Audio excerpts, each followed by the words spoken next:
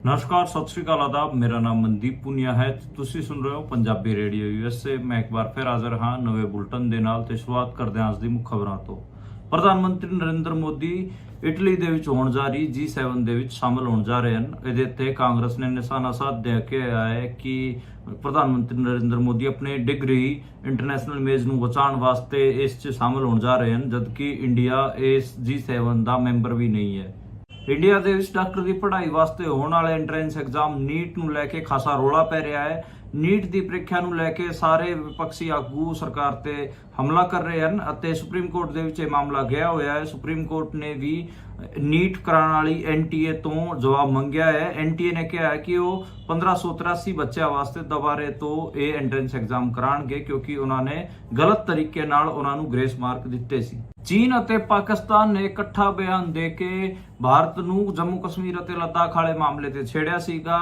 ਭਾਰਤ ਦੇ ਵਿਦੇਸ਼ ਮੰਤਰਾਲੇ ਨੇ ਇਹਦੇ ਤੇ ਪ੍ਰਤੀਕਿਰਿਆ ਦਿੰਦਿਆਂ ਕਿਹਾ ਹੈ ਕਿ ਕਿਸੇ ਨੂੰ ਵੀ ਜੰਮੂ ਕਸ਼ਮੀਰ ਅਤੇ ਲੱਦਾਖ ਵਾਲੇ ਮਾਮਲੇ ਤੇ ਸਾਡੇ ਉੱਤੇ ਟਿੱਪਣੀ ਕਰਨ ਦੀ ਲੋੜ ਨਹੀਂ ਹੈ। ਇਹ ਸਾਡਾ ਇੰਟਰਨਲ ਮਸਲਾ ਹੈ ਤੇ ਅਸੀਂ ਇਹ ਸਾਡੀ ਜਿਹੜੀ ਸੋਵਰਨਟੀ ਹੈ ਉਸ ਦੇ ਅਕੋਰਡਿੰਗ ਇਹਨੂੰ ਹੱਲ ਕਰਾਂਗੇ।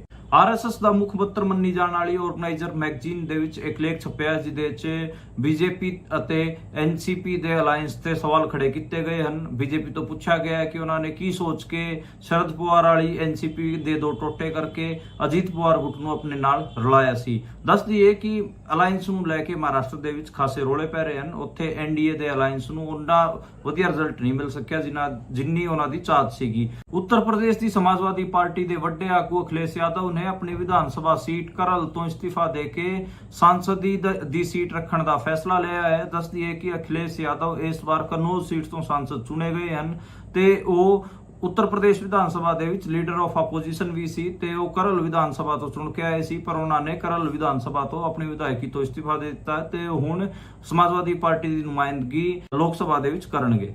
ਤਮਿਲਨਾਡੂ ਦੇ ਮੁੱਖ ਮੰਤਰੀ MK ਸਟਾਲਿਨ ਨੇ ਨੀਟ ਵਰਗੇ ਐਂਟਰੈਂਸ ਐਗਜ਼ਾਮਸ ਨੂੰ ਗਰੀਬ ਵਿਰੋਧੀ ਦੱਸਿਆ ਹੈ। ਉਹਨਾਂ ਨੇ ਕਿਹਾ ਹੈ ਕਿ ਸੈਂਟਰਲੀ ਐਂਟਰੈਂਸ ਐਗਜ਼ਾਮ ਕਰਾਉਣ ਤੋਂ ਕਿਤੇ ਨਾ ਕਿਤੇ ਰਾਜਾਂ ਦਾ ਹੱਕ ਮਾਰਿਆ ਜਾਂਦਾ ਹੈ ਤੇ ਉਹਨਾਂ ਨੇ ਇਸ ਕਿਸਮ ਦੀ ਸੈਂਟਰਲਾਈਜੇਸ਼ਨ ਦੀ ਨਿਖੇਧੀ ਕੀਤੀ ਹੈ।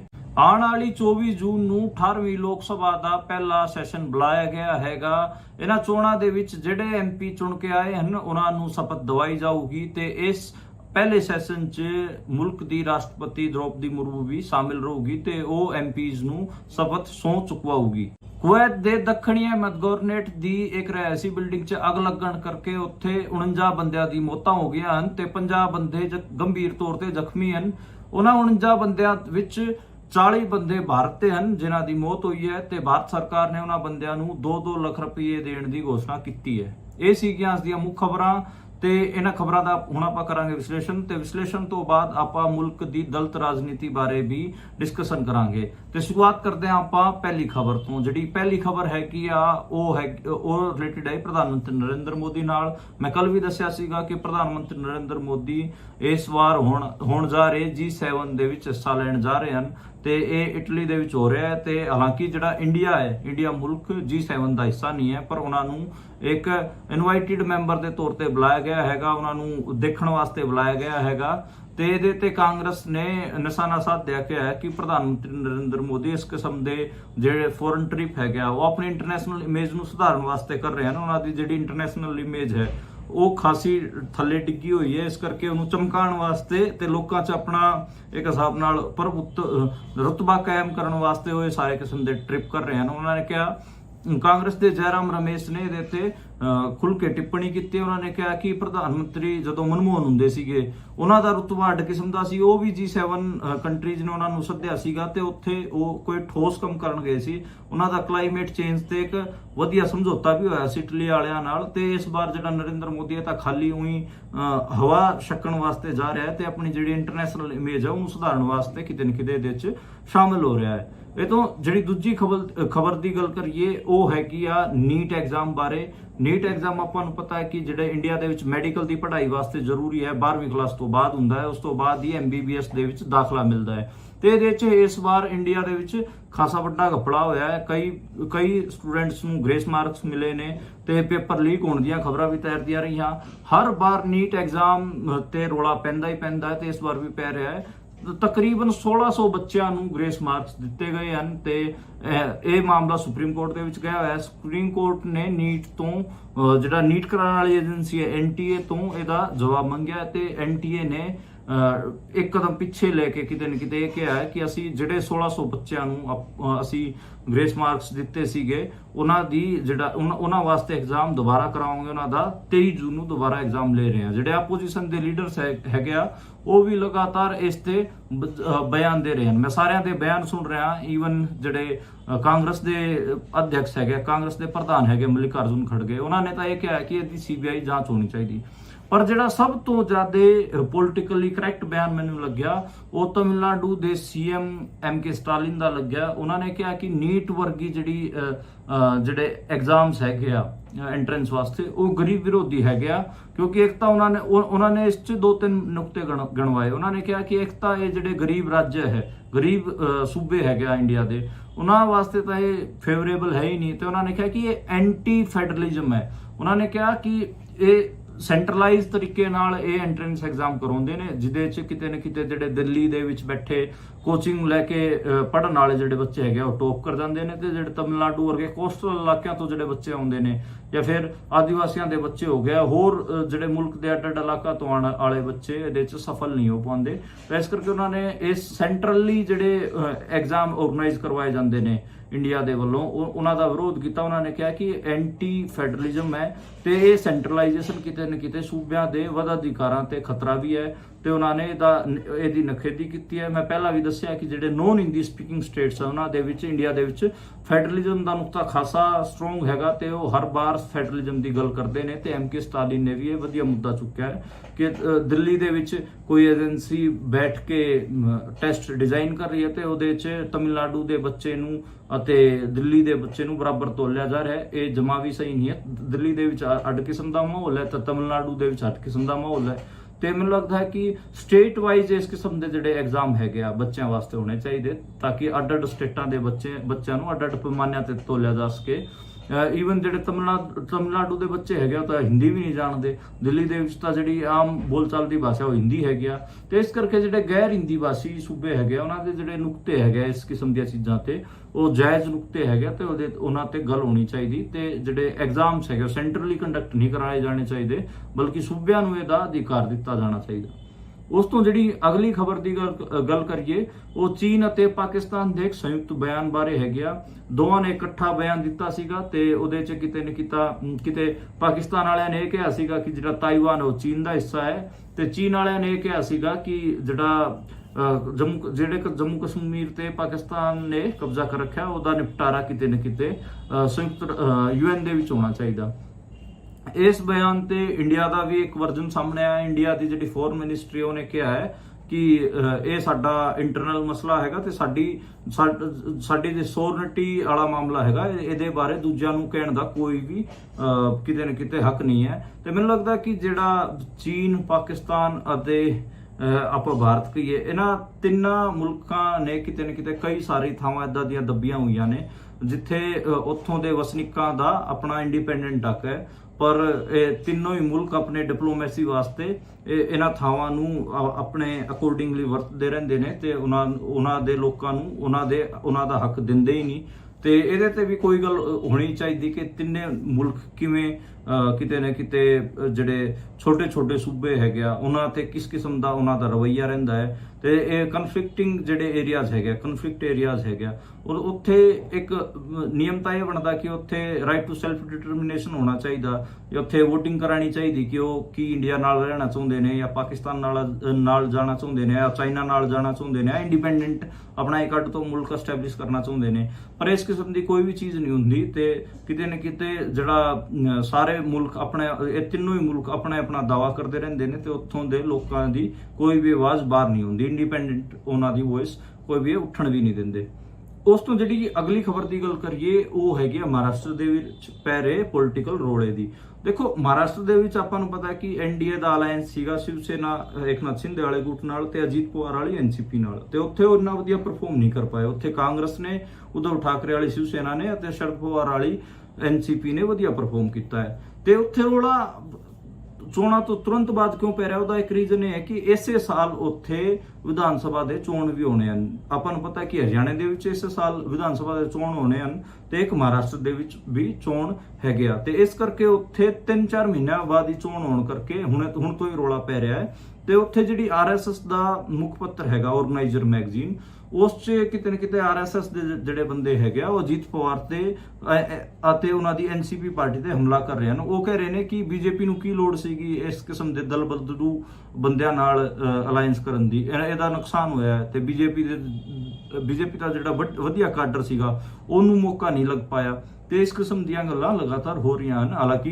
NCP ਅਜੀਤ ਪਵਾਰ ਨੇ ਕਿਹਾ ਕਿ ਅਸੀਂ ਜਿਹੜੇ ਆਰਗੇਨਾਈਜ਼ਰ ਦੇ ਵਿੱਚ ਜਿਹੜੇ RSS ਵਾਲੇ ਲੇਖ ਲਿਖ ਰਹੇ ਨੇ ਉਹਨਾਂ ਦੇ ਕਿਤੇ ਨਾ ਕਿਤੇ ਪੋਲੀਟੀਕਲ ਪੁਆਇੰਟਸ ਤੇ ਪੋਲੀਟੀਕਲ ਪੋਜੀਸ਼ਨਸ ਤੇ BJP ਵਾਲੇ ਸਹਿਮਤ ਨਹੀਂ ਹਨ, ਉਹ ਤਾਂ ਸਾਡੇ ਨਾਲ ਵਧੀਆ ਤਰੀਕੇ ਨਾਲ ਨਿਭਾ ਰਹੇ ਹਨ। ਇਸ ਕਿਸਮ ਦੀਆਂ ਗੱਲਾਂ ਮਹਾਰਾਸ਼ਟਰ ਦੇ ਵਿੱਚ ਚੱਲ ਰਹੀਆਂ ਹੈ। ਮੈਨੂੰ ਲੱਗ ਰਿਹਾ ਕਿ ਬਹੁਤ ਹੱਦ ਤੱਕ ਮਹਾਰਾਸ਼ਟਰ ਦੇ ਵਿੱਚ ਜਿਹੜਾ NDA ਦਾ ਅਲਾਈਅੰਸ ਹੈਗਾ ਉਹਦੇ ਵਿੱਚ ਖਲਾਰਾ ਪਊਗਾ ਤੇ ਖਲਾਰਾ ਹਜੇ ਤੋਂ ਹੀ ਦਿਖਣਾ ਸ਼ੁਰੂ ਹੋ ਗਿਆ ਹੈ। ਉਸ ਤੋਂ ਜਿਹੜੀ ਅਗਲੀ ਖਬਰ ਦੀ ਗੱਲ ਕਰੀਏ ਉਹ ਅਰੁਣਾਚਲ ਪ੍ਰਦੇਸ਼ ਤੋਂ ਆਈ। ਅਰੁਣਾਚਲ ਪ੍ਰਦੇਸ਼ 'ਚ ਵਿਧਾਨ ਸਭਾ ਚੋਣ ਸੀਗੀ, ਆਪਾਂ ਨੂੰ ਪਤਾ, ਤੇ ਉੱਥੇ ਜਿਹੜੀ BJP ਹੈ ਉਹ ਜੇਤੂ ਰਹੀ ਹੈ। ਆਪਾਂ ਨੂੰ ਇਹ ਵੀ ਪਤਾ ਹੈ ਕਿ ਅਰੁਣਾਚਲ ਪ੍ਰਦੇਸ਼ ਦੇ ਵਿੱਚ ਕਿੰਨੀ ਜ਼ਿਆਦਾ ਸਿਕਿਉਰਿਟੀ ਫੋਰਸਿਸ ਦੇ ਹੇਠ ਇਹ ਸਾਰਾ ਕੁਝ ਚੱਲਦਾ ਹੈ, ਕਿਉਂਕਿ ਉੱਥੇ ਕਨਫਲਿਕਟਿੰਗ ਏਰੀਆਜ਼ ਵੀ ਹੈਗੇ ਆ। ਤੇ ਅਰੁਣਾਚਲ ਪ੍ਰਦੇਸ਼ 'ਚ 60 ਸੀਟਾਂ ਹੈਗੀਆਂ, ਜਿਸ 'ਚ ਆਪਾਂ ਕਹੀਏ ਕਿ 10 ਸੀਟਾਂ ਤੇ ਤਾਂ ਮਤਲਬ ਇਲੈਕਸ਼ਨ ਹੀ ਨਹੀਂ ਹੋਏ, ਨਿਰਵਿਰੋਧ ਉੱਥੇ ਕੈਂਡੀਡੇਟਸ ਨੂੰ ਚੁਣ ਦਿੱਤਾ ਗਿਆ। ਤੇ ਉਹਦੇ 'ਚ ਪੇਮਾ ਖਾਂਡੂ ਵੀ ਹੈਗਾ। 46 ਸੀਟਾਂ BJP ਨੇ ਉੱਥੇ ਜਿੱਤੀਆਂ ਹਨ ਤੇ ਤੀਜੀ ਵਾਰ ਪੇਮਾ ਖਾਂਡੂ ਨੇ ਅੱਜ ਮੁੱਖ ਮੰਤਰੀ ਵਜੋਂ, ਅਰੁਣਾਚਲ ਪ੍ਰਦੇਸ਼ ਦੇ ਮੁੱਖ ਮੰਤਰੀ ਵਜੋਂ ਸਹੁੰ ਚੁੱਕੀ ਹੈਗੀ ਆ। ਤੇ ਉਹਦੇ ਸਹੁੰ ਚੁੱਕ ਪ੍ਰੋਗਰਾਮ 'ਚ ਭਾਰਤ ਦੇ ਗ੍ਰਹਿ ਮੰਤਰੀ ਅਮਿਤ ਸ਼ਾਹ ਅਤੇ ਅਸਮ ਦੇ ਮੁੱਖ ਮੰਤਰੀ ਹਿਮੰਤ ਬਿਸਵਾ ਸ਼ਰਮਾ ਸ਼ਾਮਿਲ ਸੀ। ਤੇ ਅਰੁਣਾਚਲ ਪ੍ਰਦੇਸ਼ ਬਾਰੇ ਆਪਾਂ ਨੂੰ ਪਤਾ ਹੈ ਕਿ ਚੀਨ ਨੇ ਵੀ ਉੱਥੇ ਤਕਰੀਬਨ 30 ਥਾਵਾਂ ਦੇ ਨਾਂ ਬਦਲਤੇ ਸੀਗੇ ਤੇ ਉੱਥੇ ਖਾਸੇ ਰੋਲੇ ਚੀਨ ਨਾਲ ਇੰਡੀਆ ਦੇ ਪੈ ਰਹੇ ਹਨ। ਤੇ ਕਨਫਲਿਕਟਿੰਗ ਸਟੇਟ ਹੈ ਤੇ ਉੱਥੇ ਕਈ ਕਿਸਮ ਦੇ ਜਿਹੜੇ ਮਿਲੀਟੈਂਟ ਆਰਗੇਨਾਈਜੇਸ਼ਨ ਹੈ ਉਹ ਵੀ ਚੱਲਦੇ ਨੇ। ਇਸ ਕਰਕੇ ਕਿਤੇ ਨਾ ਕਿਤੇ ਉੱਥੇ ਬਹੁਤ ਸਾਰੀ ਸਿਕਿਉਰਿਟੀ ਫੋਰਸਿਸ ਇੰਡੀਅਨ ਸਟੇਟ ਰੱਖਦਾ ਹੈਗਾ ਤੇ ਉੱਥੇ ਜਿਹੜਾ ਇਲੈਕਸ਼ਨ ਫੇਅਰ ਨਹੀਂ ਹੁੰਦੇ। ਇਸ ਕਿਸਮ ਦੀਆਂ ਗੱਲਾਂ ਵੀ ਲਗਾਤਾਰ ਹੁੰਦੀਆਂ ਨੇ। ਉਸ ਤੋਂ ਜਿਹੜੀ ਅਗਲੀ ਖਬਰ ਦੀ ਗੱਲ ਕਰੀਏ ਉੱਤਰ ਪ੍ਰਦੇਸ਼ ਤੋਂ ਆਈ। ਉੱਤਰ ਪ੍ਰਦੇਸ਼ 'ਚ ਸਮਾਜਵਾਦੀ ਪਾਰਟੀ ਦੇ ਆਗੂ ਅਖਿਲੇਸ਼ ਯਾਦਵ, ਉਹਨਾਂ ਨੇ ਆਪਣੀ ਜਿਹੜੀ ਵਿਧਾਨ ਸਭਾ ਦੀ ਸੀਟ ਸੀਗੀ ਕਰਲ ਤੋਂ ਉਹ ਵਿਧਾਇਕ ਬਣੇ ਸੀਗੇ ਤੇ ਉਹ ਲੀਡਰ ਆਫ ਆਪੋਜੀਸ਼ਨ ਵੀ ਹੈਗਾ। ਉੱਤਰ ਪ੍ਰਦੇਸ਼ 'ਚ ਆਪਾਂ ਨੂੰ ਪਤਾ ਕਿ BJP ਦੀ ਯੋਗੀ ਆਦਿੱਤਿਆਨਾਥ ਦੀ ਸਰਕਾਰ ਹੈ ਤੇ ਜਿਹੜੀ ਸਮਾਜਵਾਦੀ ਪਾਰਟੀ ਹੈ ਉਹ ਮੇਨ ਆਪੋਜੀਸ਼ਨ ਪਾਰਟੀ ਹੈ ਤੇ ਉਹ ਆਪੋਜੀਸ਼ਨ ਪਾਰਟੀਆਂ ਦੇ ਲੀਡਰ ਆਫ ਆਪੋਜੀਸ਼ਨ ਆਪਾਂ ਕਹੀਏ ਜਿਹੜੇ ਆਗੂ ਹੈਗੇ ਉਹ ਅਖਿਲੇਸ਼ ਯਾਦਵ ਸੀ। ਪਰ ਉਹਨਾਂ ਨੇ ਆਪਣੇ ਵਿਧਾਇਕੀ ਛੱਡ ਕੇ ਹੁਣ ਕਨੌਜ ਤੋਂ ਸੰਸਦ ਚੁਣੇ ਗਏ ਨੇ ਤੇ ਉਹਨਾਂ ਨੇ ਜਿਹੜੇ ਸੰਸਦ ਹੈ ਇੰਡੀਆ ਦੀ ਲੋਕ ਸਭਾ ਦੀ ਜਿਹੜੀ ਪਾਰਲੀਮੈਂਟ ਹੈ ਉਹਦੇ ਵਿੱਚ ਨੁਮਾਇੰਦਗੀ ਕਰਨ ਦਾ ਫੈਸਲਾ ਲਿਆ ਹੈ। ਤੇ ਕਰਲ ਦੇ ਵਿੱਚ ਮੈਨੂੰ ਲੱਗਦਾ ਕਿ ਬਾਈ ਇਲੈਕਸ਼ਨ ਹੋਣਗੇ, ਜੁਲਾਈ ਦੇ ਵਿੱਚ ਇਹ ਬਾਈ ਇਲੈਕਸ਼ਨ ਹੋਣ ਜਾ ਰਹੇ ਹਨ ਤੇ ਹੁਣ ਉਹ ਕਨੌਜ ਤੋਂ ਸੰਸਦ ਬਣਨਗੇ ਤੇ ਆਪਣੇ ਜਿਹੜਾ ਉਹਨਾਂ ਦਾ ਲੋਕ ਸਭਾ ਦੇ ਵਿੱਚ ਆਪਣੀ ਪਾਰਟੀ ਦੇ ਉਹ ਲੀਡਰ ਰਹਿਣਗੇ। ਉਸ ਤੋਂ ਜਿਹੜੀ ਅਗਲੀ ਖਬਰ ਦੀ ਗੱਲ ਕਰੀਏ ਉਹ ਆਈ ਕਿ ਜਿਹੜਾ ਇਹ 18ਵੀਂ ਜਿਹੜੀ ਲੋਕ ਸਭਾ ਸੀਗੀ ਇਹਦੇ ਜਿਹੜੇ ਇਲੈਕਸ਼ਨ ਹੋਏ ਇਹਦੇ ਵਿੱਚ ਜਿਹੜੇ MPs ਚੁਣ ਕੇ ਆਏ ਹਨ ਉਹਨਾਂ ਦਾ ਸ਼ਪਥ ਗ੍ਰਹਿਣ ਸਮਾਰੋਹ 24 ਜੂਨ ਨੂੰ ਹੋਣ ਜਾ ਰਿਹਾ। ਬੇਸਿਕਲੀ ਜਿਹੜਾ ਪਹਿਲਾ ਸੈਸ਼ਨ ਹੁੰਦਾ ਪਾਰਲੀਮੈਂਟ ਦਾ, ਕਿਸੇ ਵੀ ਇਲੈਕਸ਼ਨ ਤੋਂ ਬਾਅਦ ਪਾਰਲੀਮੈਂਟ ਦਾ ਪਹਿਲਾ ਸੈਸ਼ਨ ਹੁੰਦਾ ਹੈ, ਉਹਦੇ 'ਚ ਸਹੁੰ ਚੁਕਵਾਈ ਜਾਂਦੀ ਹੈ MPs ਨੂੰ। ਤੇ ਹੁਣ 24 ਜੂਨ ਨੂੰ ਇਹ ਸੈਸ਼ਨ ਸੱਦਿਆ ਗਿਆ ਹੈ। ਜਿਹੜੇ ਮੁਲਕ ਦੀ ਰਾਸ਼ਟਰਪਤੀ ਦ੍ਰੌਪਦੀ ਮੁਰਮੂ ਜੀ ਹੈਗੇ ਆ ਉਹ ਵੀ ਇਸ ਸੈਸ਼ਨ 'ਚ ਸ਼ਾਮਿਲ ਰਹਿਣਗੇ। ਉਹਨਾਂ ਦੀ ਕਿਤੇ ਨਾ ਕਿਤੇ ਉਹਨਾਂ ਦੀ ਅਗਵਾਈ ਹੇਠ ਹੀ ਇਹ ਸਾਰੇ MPs ਸਹੁੰ ਚੁੱਕਣਗੇ ਤੇ 24 ਜੂਨ ਤੋਂ ਇਹ ਸ਼ੁਰੂ ਹੋਣ ਜਾ ਰਿਹਾ ਹੈ। ਇਹਦੇ 'ਚ ਇਹ ਵੀ ਦੇਖਣਾ ਹੋਊਗਾ ਕਿ ਕਿਸੇ ਕਿਸਮ ਦਾ ਮੁੱਦਾ ਚੁੱਕਿਆ ਜਾਂਦਾ ਹੈ ਨਹੀਂ, ਸਿਰਫ ਇਹਨੂੰ ਸਹੁੰ ਚੁੱਕ ਪ੍ਰੋਗਰਾਮ 'ਚ ਹੀ ਤਬਦੀਲ ਕਰਕੇ ਇਸ ਸੈਸ਼ਨ ਨੂੰ ਖਤਮ ਕਰ ਦਿੱਤਾ ਜਾਊਗਾ। ਉਸ ਤੋਂ ਜਿਹੜੀ ਅਗਲੀ ਖਬਰ ਉਹ ਆਪਾਂ ਨੂੰ ਪਤਾ ਕੁਵੈਤ ਤੋਂ ਆਈ। ਕੁਵੈਤ ਦੇ ਵਿੱਚ ਜਿਹੜਾ ਦੱਖਣੀ ਅਹਿਮਦ ਏਰੀਆ ਹੈਗਾ ਉੱਥੇ ਇੱਕ ਰਿਹਾਇਸ਼ੀ ਬਿਲਡਿੰਗ 'ਚ ਅੱਗ ਲੱਗੀ ਸੀਗੀ ਜਿਹਦੇ 'ਚ 49 ਬੰਦਿਆਂ ਦੀ ਮੌਤਾਂ ਹੋ ਚੁੱਕੀਆਂ ਹਨ ਤੇ 50 ਬੰਦੇ ਗੰਭੀਰ ਤੌਰ ਤੇ ਜ਼ਖਮੀ ਹਨ। ਉਹਨਾਂ 49 ਬੰਦਿਆਂ ਚੋਂ 40 ਬੰਦੇ ਇੰਡੀਆ ਦੇ ਸੀਗੇ ਤੇ ਕਿਤੇ ਨਾ ਕਿਤੇ ਜਿਹੜੇ ਇੰਡੀਆ ਦੇ ਵਿੱਚ ਇੱਕ ਖਾਸੀ ਵੱਡੀ ਖਬਰ ਹੈ ਤੇ 40 ਬੰਦੇ ਇੰਡੀਆ ਦੇ ਉੱਥੇ ਜਲ ਕੇ ਮਰ ਗਏ ਹਨ। ਤੇ ਇਹ ਲਗਾਤਾਰ ਗੱਲ ਹੁੰਦੀ ਹੈ। ਮੈਂ ਪਹਿਲਾਂ ਵੀ ਗੱਲ ਕਰਦਾ ਰਿਹਾ ਕਿ ਜਿਹੜੇ ਮਜ਼ਦੂਰਾਂ ਦੇ ਰਿਹਾਇਸ਼ੀ ਇਲਾਕੇ ਹੋ ਗਏ ਜਾਂ ਫਿਰ ਉਹਨਾਂ ਦੇ ਕੰਮ ਕਰਨ ਦੀ ਥਾਵਾਂ ਹੋ ਗਈਆਂ, ਉਹ ਸੇਫ ਨਹੀਂ ਹਨ ਤੇ ਇਹਨਾਂ ਦੀ ਸੇਫਟੀ ਤੇ ਆਪਾਂ ਪਹਿਲਾਂ ਵੀ ਮੇਰੇ ਬੁਲੇਟਿਨ ਤੇ ਆਪਾਂ ਗੱਲ ਕਰਦੇ ਰਹੇ ਹਾਂ ਤੇ ਦੁਬਾਰਾ ਇਸ ਚੀਜ਼ ਤੇ ਹੀ ਗੱਲ ਆ ਕੇ ਖੜੀ ਹੈ। ਤੇ ਮੈਨੂੰ ਲੱਗਦਾ ਕਿ ਇਹਦੇ ਤੇ ਗੱਲ ਵੀ ਹੋਣੀ ਚਾਹੀਦੀ ਤੇ ਜਿਹੜੀ ਭਾਰਤ ਸਰਕਾਰ ਹੈ ਉਹਨੇ PM ਕੇਅਰ ਰਿਲੀਫ ਫੰਡ ਤੋਂ 2-2 ਲੱਖ ਰੁਪਈਆ ਦੇਣ ਦੀ ਘੋਸ਼ਣਾ ਕੀਤੀ ਹੈ। ਮੈਨੂੰ ਲੱਗਦਾ ਕਿ ਬਹੁਤ ਥੋੜੇ ਪੈਸੇ ਹੈਗੇ ਆ, ਇੰਨੇ ਤਾਂ ਉਹਨਾਂ ਦੇ ਜਿਹੜੇ ਡੈਡ ਬੋਡੀਜ਼ ਨੂੰ ਕੁਵੈਤ ਤੋਂ ਇੰਡੀਆ ਮੰਗਵਾਉਣ ਤੇ ਉਹਨਾਂ ਪਰਿਵਾਰਾਂ ਦੇ ਖਰਚ ਹੋ ਜਾਣਗੇ। ਇਹ ਅਮਾਉਂਟ ਜ਼ਿਆਦਾ ਹੋਣਾ ਚਾਹੀਦਾ ਸੀ, ਘੱਟੋ ਘੱਟ 50-50 ਲੱਖ ਰੁਪਈਆ ਦਿੱਤਾ ਜਾਣਾ ਚਾਹੀਦਾ ਸੀਗਾ ਅਫੈਕਟਡ ਪਰਿਵਾਰਾਂ ਨੂੰ। ਖਬਰਾਂ ਦੇ ਵਿਸ਼ਲੇਸ਼ਣ ਤੋਂ ਬਾਅਦ ਹੁਣ ਆਪਾਂ ਗੱਲ ਕਰਦੇ ਹਾਂ ਦੇਸ਼ ਦੀ ਦਲਿਤ ਪੋਲਿਟਿਕਸ ਤੇ। ਆਪਾਂ ਹਰ ਰੋਜ਼ ਇਹੀ ਕਰ ਰਹੇ ਹਾਂ ਕਿ ਇੱਕ ਪੂਰਾ ਸੈਸ਼ਨ ਖਬਰਾਂ ਦੇ ਵਿਸ਼ਲੇਸ਼ਣ ਦਾ ਲੈਂਦੇ ਹਾਂ, ਉਸ ਤੋਂ ਬਾਅਦ ਆਪਾਂ ਕਿਸੇ ਨਾ ਕਿਸੇ ਪੋਲੀਟੀਕਲ ਮੁੱਦੇ ਤੇ ਗੱਲ ਕਰਦੇ ਹਾਂ ਤੇ ਅੱਜ ਦੇਸ਼ ਦੀ ਮੁਲਕ ਦੀ ਦਲਿਤ ਪੋਲਿਟਿਕਸ ਤੇ ਗੱਲ ਕਰਦੇ ਹੈਗੇ ਆ। ਹੁਣ ਕਿਸ ਹਾਲਾਤ 'ਚ ਦਲਿਤਾਂ ਦੀ ਪੋਲਿਟਿਕਸ ਇੰਡੀਆ ਦੇ ਵਿੱਚ ਤੇ ਜਿਹੜੀ ਪਾਰਟੀ BSP ਮੰਨਿਆ ਜਾਂਦਾ, ਬਹੁਜਨ ਸਮਾਜ ਪਾਰਟੀ ਦਲਿਤਾਂ ਦੀ ਪਾਰਟੀ ਮੰਨਿਆ ਜਾਂਦਾ, ਉਹ ਕਿਤੇ ਨਾ ਕਿਤੇ ਇਸ ਵਾਰ ਕੋਈ ਵੀ ਸੰਸਦ 'ਚ ਨਹੀਂ ਭੇਜ ਪਾਈ ਤੇ ਉਹਨਾਂ ਦਾ ਕੋਈ ਵੀ ਸਾਂਸਦ, ਕੋਈ ਵੀ ਕੈਂਡੀਡੇਟ ਨਹੀਂ ਜਿੱਤਿਆ। ਉਹਨਾਂ ਬਾਰੇ ਖਬਰ ਚੱਲ ਪਈ ਸੀ ਕਿ ਕਿਤੇ ਨਾ ਕਿਤੇ ਉਹਨਾਂ ਦਾ ਜਿਹੜਾ ਇੱਕ ਗੱਠਜੋੜ ਹੈ ਉਹ ਅਮਿਤ ਸ਼ਾਹ ਹੋਰਾਂ ਨਾਲ ਹੋ ਰੱਖਿਆ, BJP ਨਾਲ ਹੋ ਰੱਖਿਆ, ਇਸ ਕਰਕੇ ਦਲਿਤ ਵੋਟਰਸ ਨੇ ਉਹਨਾਂ ਨੂੰ ਰਿਜੈਕਟ ਕੀਤਾ ਤੇ ਉਹਨਾਂ ਨੂੰ ਵੋਟਾਂ ਨਹੀਂ ਪਾਈਆਂ ਤੇ ਔਰ ਉਹਨਾਂ ਤੋਂ ਅਲਟਰਨੇਟ ਜਿਹੜੇ ਦਲਿਤ ਆਗੂ ਸੀਗੇ ਉਹਨਾਂ ਨੂੰ ਜਿਹੜੇ ਦਲਿਤ ਵੋਟਰ ਹੈਗੇ ਇੰਡੀਆ ਦੇ ਉਹਨਾਂ ਨੇ ਚੂਜ਼ ਕੀਤਾ। ਸਭ ਤੋਂ ਪਹਿਲਾਂ ਨਾਂ ਲਈਏ ਤੇ ਆਜ਼ਾਦ ਸਮਾਜ ਪਾਰਟੀ ਦੇ ਆਗੂ ਚੰਦਰ ਸ਼ੇਖਰ ਆਜ਼ਾਦ, ਜਿਹੜਾ ਭੀਮ ਆਰਮੀ ਨਾਂ ਦਾ ਇੱਕ ਸੰਗਠਨ ਵੀ ਚਲਾਉਂਦੇ ਨੇ, ਉਹ ਇਸ ਵਾਰ ਨਗੀਨਾ ਸੀਟ ਤੋਂ ਜਿੱਤ ਕੇ ਆਏ ਨੇ। ਮੈਂ ਉਹਨਾਂ ਦਾ ਇੰਟਰਵਿਊ ਵੀ ਲੈ ਕੇ ਆਇਆ ਸੀਗਾ ਜਦੋਂ ਚੋਣ ਲੜ ਰਹੇ ਸੀ ਉਦੋਂ, ਤੇ ਜਦੋਂ ਮੈਂ ਉਹਨਾਂ ਦਾ ਇੰਟਰਵਿਊ ਲੈ ਰਿਹਾ ਸੀ ਤੇ ਉਹਨਾਂ ਨੇ ਮੇਰੇ ਤੋਂ ਪੁੱਛਿਆ ਸੀਗਾ ਕਿ ਮਨਦੀਪ ਤੂੰ ਫਿਰ ਕੇ ਆਇਆ ਮੇਰੇ ਲੋਕ ਸਭਾ ਇਲਾਕੇ 'ਚ, ਕੀ ਰਹੇਗਾ? ਮੈਂ ਉਹਨਾਂ ਨੂੰ ਕਿਹਾ ਸੀਗਾ ਕਿ ਤੁਸੀਂ ਇਸ ਵਾਰ ਜਿੱਤ ਰਹੇ ਹੋ ਤੇ ਉਹ ਕਹਿੰਦੇ ਕਿ ਜਿਹੜਾ BSP ਦਾ ਵੋਟਰ ਉਹ ਕਿਹਨੂੰ ਵੋਟਾਂ ਪਾਊਗਾ ਤੇ ਮੈਂ ਕਿਹਾ ਸੀਗਾ BSP ਦਾ ਵੋਟਰ ਤੁਹਾਡੇ ਕੋਲ ਸ਼ਿਫਟ ਹੋ ਰਿਹਾ। ਮੈਨੂੰ ਇਹ ਲੱਗ ਰਿਹਾ ਕਿ ਬਹੁਜਨ ਸਮਾਜ ਪਾਰਟੀ ਦੀ ਜਿਹੜੀ ਵੱਡੀ ਆਗੂ ਹੈਗੇ ਬੈਨ ਮਾਇਆਵਤੀ ਜੀ, ਉਹਨਾਂ ਦਾ ਹੁਣ ਇੱਕ ਡਿਕਲਾਈਨ ਫੇਜ਼ ਹੈਗਾ ਤੇ ਚੰਦਰ ਸ਼ੇਖਰ ਆਜ਼ਾਦ ਕਿਤੇ ਨਾ ਕਿਤੇ ਬੈਨ ਮਾਇਆਵਤੀ ਦੀ ਥਾਂ ਲੈਣਗੇ ਤੇ ਜਿਹੜੀ BSP ਦੀ ਜਿਹੜਾ ਪੂਰਾ ਵੋਟ ਬੈਂਕ ਆ ਉਹ ਕਿਤੇ ਨਾ ਕਿਤੇ ASP ਤੇ ਸ਼ਿਫਟ ਹੋਊਗਾ ਤੇ ਆਜ਼ਾਦ ਸਮਾਜ ਉਹਨਾਂ ਦਾ BSP ਦਾ ਕਾਡਰ ਵੀ ASP ਤੇ ਸ਼ਿਫਟ ਹੋਣ ਜਾ ਰਿਹਾ ਹੈ ਤੇ ਆਜ਼ਾਦ ਸਮਾਜ ਪਾਰਟੀ ਇੱਕ ਵੱਡਾ ਫਿਨੋਮਨਾ ਬਣ ਕੇ ਦਲਿਤ ਪੋਲਿਟਿਕਸ ਦੇ ਵਿੱਚ, ਇੰਡੀਆ ਦੀ ਪੋਲਿਟਿਕਸ ਦੇ ਵਿੱਚ ਉਭਰੂਗੀ।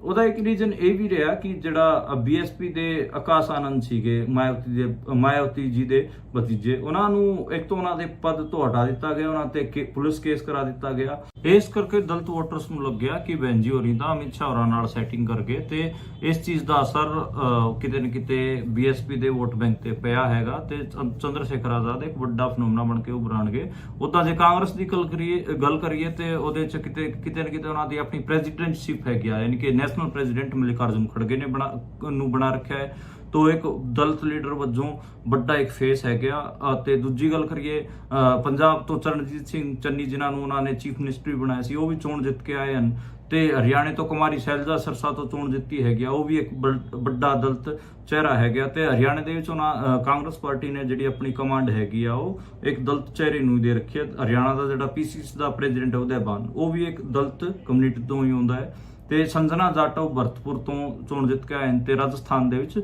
ਕਾਂਗਰਸ ਦਾ ਇੱਕ ਨਵਾਂ ਦਲਿਤ ਚਿਹਰੇ ਦੇ ਤੌਰ ਤੇ ਉਹਨਾਂ ਨੂੰ ਪ੍ਰੋਜੈਕਟ ਕੀਤਾ ਜਾ ਰਿਹਾ। ਉਹਨਾਂ ਦੀ ਉਮਰ ਸਿਰਫ 26 ਸਾਲ ਹੈਗੀ ਆ ਤੇ ਭਾਜਪਾ ਨੂੰ ਕਿਤੇ ਨਾ ਕਿਤੇ ਆਰਕਸ਼ਿਤ ਸੀਟਾਂ ਤੇ, ਰਿਜ਼ਰਵ ਸੀਟਾਂ ਤੇ, ਯਾਨੀ ਕਿ ਦਲਿਤ ਵੋਟ ਬੈਂਕ ਦੇ ਵਿੱਚ ਖਾਸਾ ਨੁਕਸਾਨ ਉਠਾਉਣਾ ਪਿਆ ਹੈ। ਜਿਹੜਾ ਕਨਸਟੀਟਿਊਸ਼ਨ ਵਾਲੀ ਗੱਲ ਹੈਗੀ ਆ ਉਹ ਖਾਸੀ ਚੱਲ ਪਈ ਸੀ, ਇਸ ਕਰਕੇ ਕਿਤੇ ਨਾ ਕਿਤੇ ਬਹੁਤ ਸਾਰੀ ਰਿਜ਼ਰਵ ਸੀਟਾਂ ਤੇ BJP ਚੋਣ ਹਾਰੀ ਹੈਗੀ ਆ। ਈਵਨ ਜੇ ਆਪਾਂ ਗੱਲ ਕਰੀਏ ਅਯੋਧਿਆ ਦੀ ਤੇ ਅਯੋਧਿਆ ਤੋਂ ਜਿਹੜਾ ਲੱਲੂ ਸਿੰਘ ਨੂੰ BJP ਦੇ ਕੈਂਡੀਡੇਟ ਨੂੰ ਜਿਹਨੇ ਚੋਣ ਹਰਾਇਆ ਹੈਗਾ ਉਹ ਅਵਦੇਸ਼ ਪ੍ਰਸਾਦ, ਉਹ ਪਾਸੀ ਸਮੁਦਾਇ ਤੋਂ ਆਉਂਦੇ ਨੇ, ਉਹ ਵੀ ਦਲਿਤਾਂ ਦੇ, ਸਮਾਜਵਾਦੀ ਪਾਰਟੀ ਦੇ ਵਿੱਚ ਦਲਿਤਾਂ ਦੇ ਜਾਂ ਫਿਰ ਪਾਸੀ ਸਮੁਦਾਇ ਦੇ ਇੱਕ ਵੱਡੇ ਚਿਹਰਾ ਹੈਗਾ ਤੇ ਅਖਿਲੇਸ਼ ਯਾਦਵ ਹੋਰੀ ਵੀ ਉਹਨੂੰ ਬਤੌਰ ਦਲਿਤ ਚਿਹਰਾ ਪ੍ਰੋਜੈਕਟ ਕਰਨਗੇ ਤੇ ਇਹ ਮੋਟਾ 5-7 ਇਦਾਂ ਦੇ ਚਿਹਰੇ ਹੈਗਾ ਨਾਰਥ ਇੰਡੀਆ ਦੀ ਦਲਿਤ ਪੋਲਿਟਿਕਸ 'ਚ। ਇੱਕ ਤੇ ਸਾਊਥ ਇੰਡੀਆ ਦੇ ਵਿੱਚ ਤਾਂ ਮੈਂ ਦੱਸਿਆ ਮਲਿਕਾਰਜੁਨ ਖੜਗੇ ਕਾਂਗਰਸ ਕੋਲ ਇੱਕ ਵੱਡਾ ਚਿਹਰਾ ਹੈ ਹੀ ਹੈ ਤੇ ਇਹ ਕਿਤੇ ਨਾ ਕਿਤੇ ਜਿਹੜਾ ਦਲਿਤ ਪੋਲਿਟਿਕਸ ਆ ਉਹਦੇ 'ਚ ਜੇ ਕਾਂਗਰਸ ਅਤੇ BJP ਨੂੰ ਛੱਡ ਕੇ ਗੱਲ ਕਰੀਏ ਤਾਂ ਚੰਦਰ ਸ਼ੇਖਰ ਵੱਡਾ ਇੱਕ ਫਿਨੋਮਨਾ ਬਣ ਕੇ ਉਭਰਨਗੇ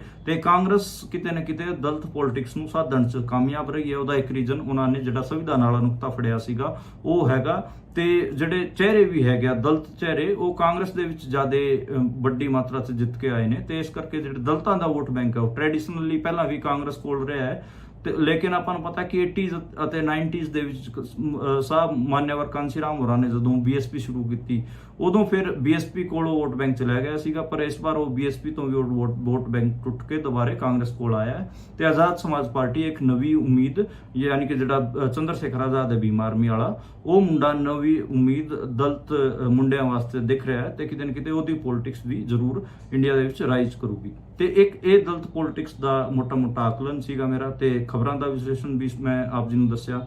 ਤੇ ਕੱਲ ਆਪਾਂ ਦੁਬਾਰਾ ਇਸੇ ਟਾਈਮ ਮਿਲਾਂਗੇ, ਫਿਰ ਦੁਬਾਰੇ ਤੋਂ ਮਿਲਾਂਗੇ ਨਵੀਂ ਖਬਰਾਂ ਨਾਲ, ਨਵੇਂ ਵਿਸ਼ਲੇਸ਼ਣ ਨਾਲ। ਤੁਸੀਂ ਦੇਖਦੇ ਅਤੇ ਸੁਣਦੇ ਰਹੋ।